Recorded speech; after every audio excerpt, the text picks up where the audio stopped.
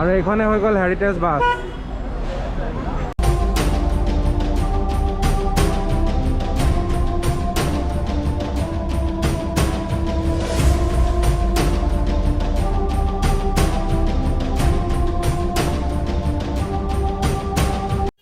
Welcome back to my new episode. আৰু এতিয়া আমি গৈ আছো হেৰিটেজ মুম্বাইৰ অপেন বাছত।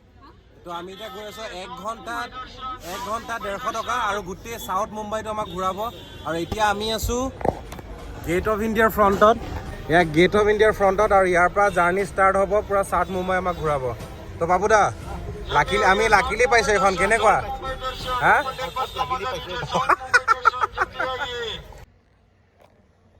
আজি পাপুদা চিৰিয়াছলি স্পীচলেছ হৈ আছে, যিখিনি বস্তু দেখিছে কমপ্লিটলি স্পীচলেছ।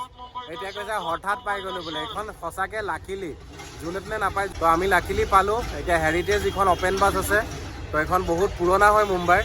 তো এতিয়া আমি অপেন বাছত যাম আৰু গোটেই সাউথ মুম্বাইটো আপোনালোকক দৰ্শন কৰাম। তেনেহ'লে ভিডিঅ'টো শেষলৈকে আপোনালোকে চাই থাকক।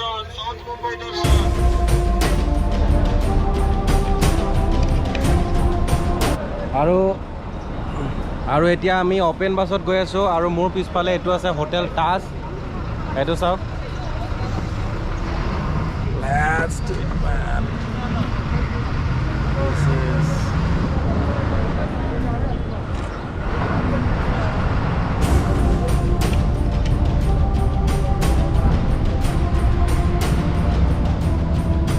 আৰু সন্মুখত আছে এখন সাগৰ, বিশাল সাগৰ।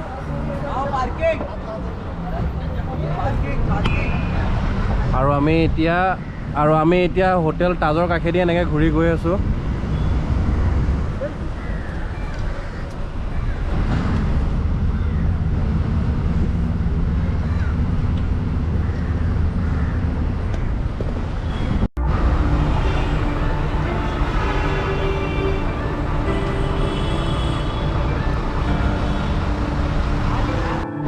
This is like old Taj Hotel.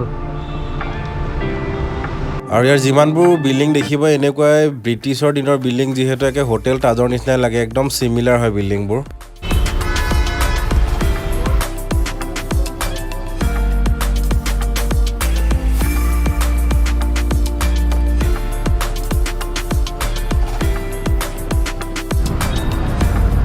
আকৌ এতিয়া আমি এগেইন গৈ আছোঁ আকৌ মেৰিন ড্ৰাইভ, কাৰণ মেৰিন ড্ৰাইভটো আমি গাড়ীত গৈছিলোঁ। তো এতিয়া এই যিখন হেৰিটেজ গাড়ী আছে সেইফালে এটা ৰাউণ্ড মাৰিব।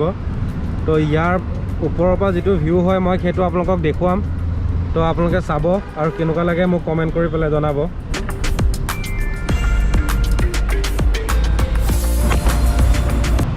আৰু এই বিল্ডিং কেইটাত এচিটো এনেকৈ বহাইছে যে কিবা পাৰৰ সজা নেকি। আমাৰ অসমত হ'লে পাৰৰ সজা টাইপ লাগিলে, কিমান ঘন ঘন চাওক।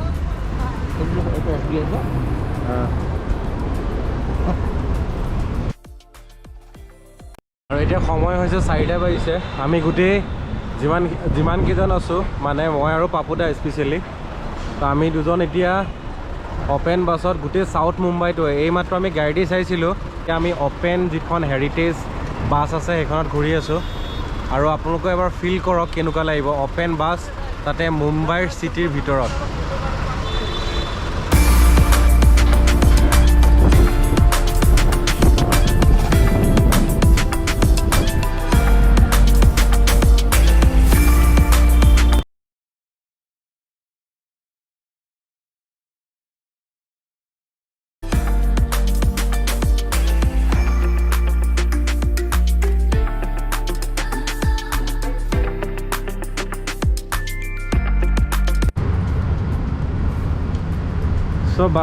চ' বাহিৰত যেতিয়া ফুৰিব আহিব চব বস্তুৰে এবাৰ এক্সপিৰিয়েঞ্চ ল'ব লাগে।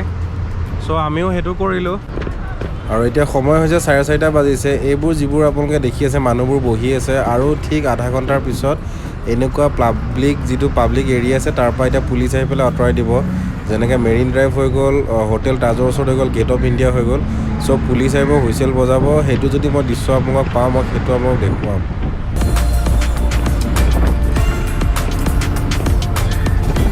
আৰু ইয়াৰ কাৰণটো হৈ গ'ল ক'ভিড। ইয়াত ক'ভিড প্ৰট'কল বহুত চলি আছে, সেইকাৰণে পাব্লিক এৰিয়াত 5টা বজাৰ পৰা বহা বন্ধ।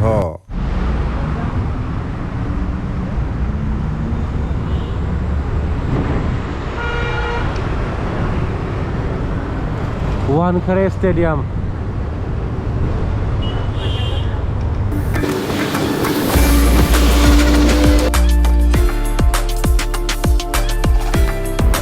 আৰু এইখন হৈ গ'ল উইলছন কলেজ বহুত ফিল্মত আপোনালোকে ইয়াত শ্বুটিং দেখিছে এইখনে হৈ গ'ল উইলছন কলেজ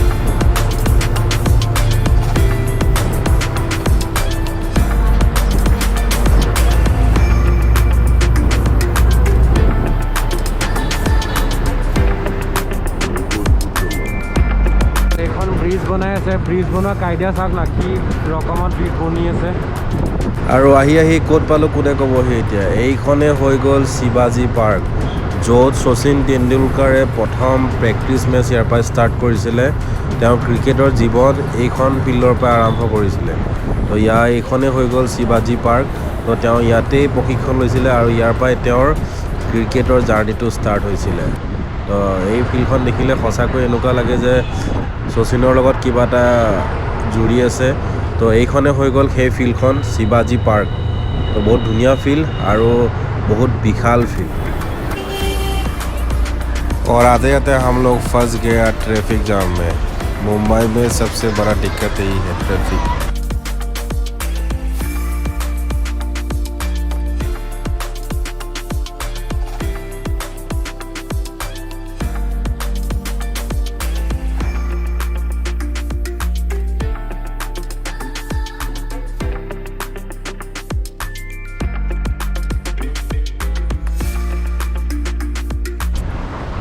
আৰু আপোনালোকে যদি মুম্বাই আহে এই হেৰিটেজ বাছখনত আপোনালোকে এবাৰ ট'ৰ কৰি পেলাই চাব সাউথ মুম্বাই এইখন গেট অফ ইণ্ডিয়াৰ পৰা ঠিক 4টামান বজাত ষ্টাৰ্ট কৰে আৰু পূৰা 1 ঘণ্টা যিটো সাউথ মুম্বাই আছে গোটেইটো আপোনালোকক ট'ৰ কৰায় বেছি নলয় 1 hour 150 rupees only straight central library ইয়াত বহুত ফিল্মৰ শ্বুটিং হৈছে আপোনালোকে দেখিছে